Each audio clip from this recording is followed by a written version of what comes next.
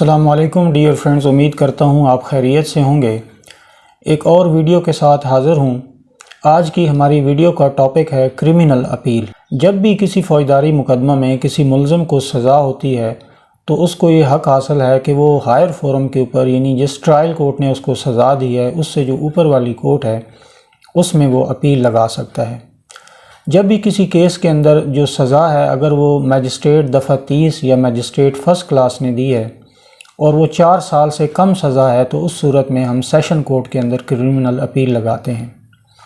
اسی طرح اگر کسی میجسٹریٹ نے بغاوت کے مقدمہ میں یعنی 124A کے تحت کسی ملزم کو سزا دی ہے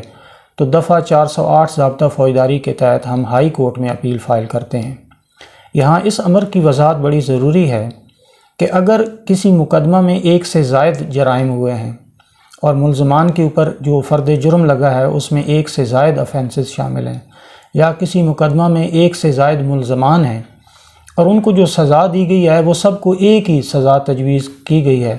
تو کسی بھی ملزم کو جو سزا دی گئی ہے اگر وہ 4 سال سے زیادہ ہے تو پھر اس صورت میں ہم اس مقدمہ کی اپیل ہائی کورٹ میں فائل کرتے ہیں۔ یعنی مجموعی طور پر جو سزا دی گئی ہے وہ 4 سال سے زیادہ ہے۔ مثال کے طور پہ ایک ملزم کے اوپر 4 افینسز لگائے گئے تھے اور اس کو کسی جرم میں 1 سال، کسی میں 2 سال، کسی میں 3 سال کی سزا ہوئی ہے،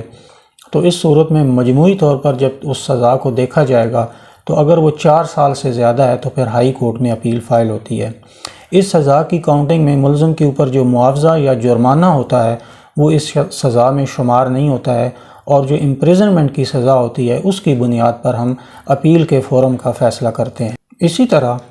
اگر ٹرائل کورٹ نے سزا سناتے وقت یہ فیصلہ بھی کیا ہے کہ یہ تمام سزائیں جو ہیں یہ یکساں طور پر جیل کے اندر بسر کی جائیں گی، اور پھر اگر اس صورت میں ہم دیکھا جائے تو پھر یہ بے شک 4 سال سے زائد بھی بنتی ہیں، لیکن چونکہ ان سزاؤں نے اکٹھا کنکرنٹلی رن کرنا ہے تو پھر اس صورت میں ہم سیشن کورٹ میں اپیل دائر کرتے ہیں،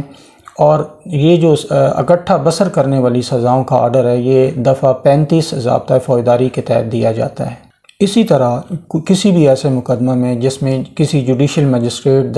درجہ دوم یا درجہ سوم نے سزا سنائی ہے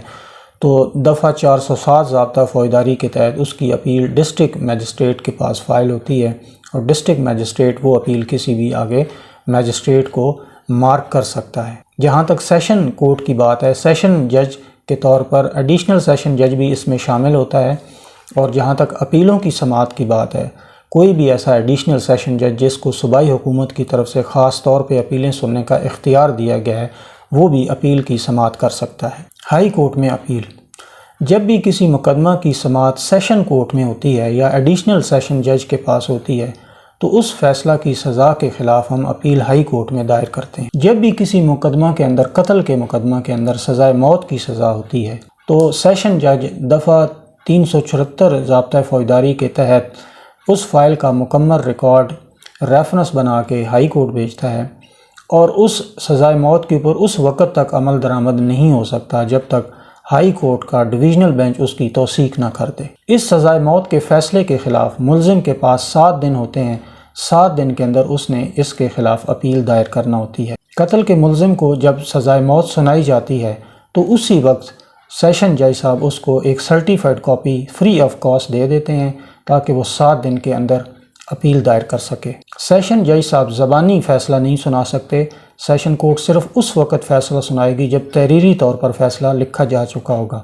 تاہم آنریبل ہائی کورٹ اور سپریم کورٹ کو یہ اختیار دیا گیا ہے کہ وہ فیصلہ لکھے بغیر زبانی طور پر بھی اس کو اناؤنس کر سکتے ہیں۔ جب بھی مرڈر ریفرنس ہائی کورٹ جاتا ہے تو ہائی کورٹ کے پاس یہ اختیار ہے کہ اس کیس کے اندر اگر وہ مزید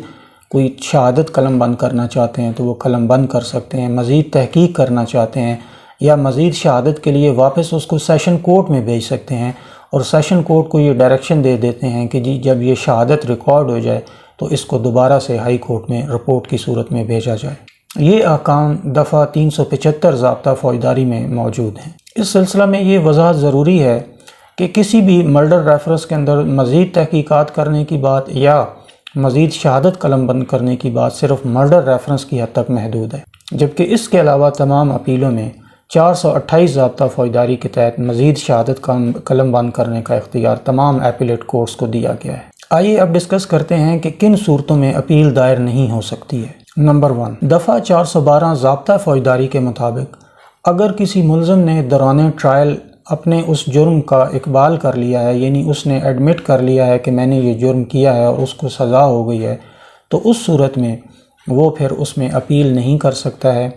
دفعہ 412 ضابطہ فوجداری یہی کہتا ہے کہ اس کیس میں اگر ملزم اپیل کرنا چاہتا ہے تو وہ اس حد تک کر سکتا ہے کہ اس میں اس نے سزا کو چیلنج کیا ہو کہ یعنی جتنی سزا بنتی تھی مجھے اس سے زیادہ سزا دی گئی ہے، صرف اس حد تک تو اپیل ہو سکتی ہے، ادروائز آن میرٹ جو ہے 412 کے تحت کنفیشنل سٹیٹمنٹ کی صورت میں دوبارہ اپیل دائر نہیں ہو سکتی۔ نمبر 2، جب ہائی کورٹ نے کسی ملزم کو 6 ماہ تک سزا دی ہو، یعنی اپنی اوریجنل جیورڈکشن کے اندر اس ملزم کو 6 ماہ کی سزا ہوئی ہو اور 200 روپے تک جرمانہ ہوا،